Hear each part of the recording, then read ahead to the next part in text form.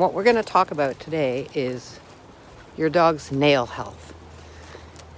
And for senior dogs, it's particularly more important because as your dog ages and they have other issues going on like arthritis or a knee issue, let's say, if your nails aren't properly cared for and are not short enough, can lead to altered gait patterns that can contribute to the development of arthritis in your dog. Why am I talking about nails today? Well, yesterday I came down to this path here, and what I noticed is I could hear Jake's nails clicking on the pavement. So I went home, looked at his nails, and oh my gosh, I've been a bad owner. They were so long. And having long nails, especially on a senior dog, any dog, it's not a good thing, but especially a senior dog, is they may have some mobility issues. And if the nails are touching the ground first, it should be like this. And what happens is they're like this.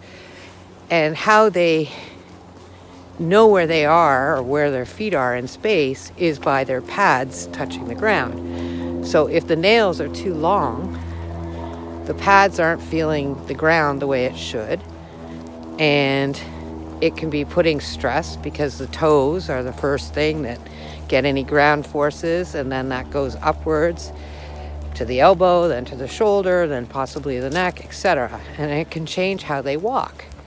And if you have a dog, let's say with some arthritis in any limb really, and they change how they walk, it could put more stress on other joints, which we don't want to do. And as a side note, lately, I just finished doing a course with an amazing sport vet actually, and one of the things that he said was that most of the injuries in dogs that he sees stem from the feet. And now I've been checking feet like no tomorrow, and I found so many dogs with little toe issues. And I know this is about nails, but toes, nails, they all kind of come together.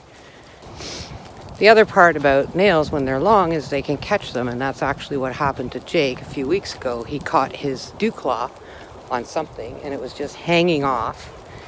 And had I been more up to date on trimming, he wouldn't have caught it. I didn't take him to the vet because I knew it would fall off eventually. I just had to check it and keep it clean to make sure it didn't get infected, but it did eventually fall off. But had I have trimmed his nails and his dew claw, that wouldn't have happened. So I just brought you on this my special spot. It's only here November 1st to April 15th.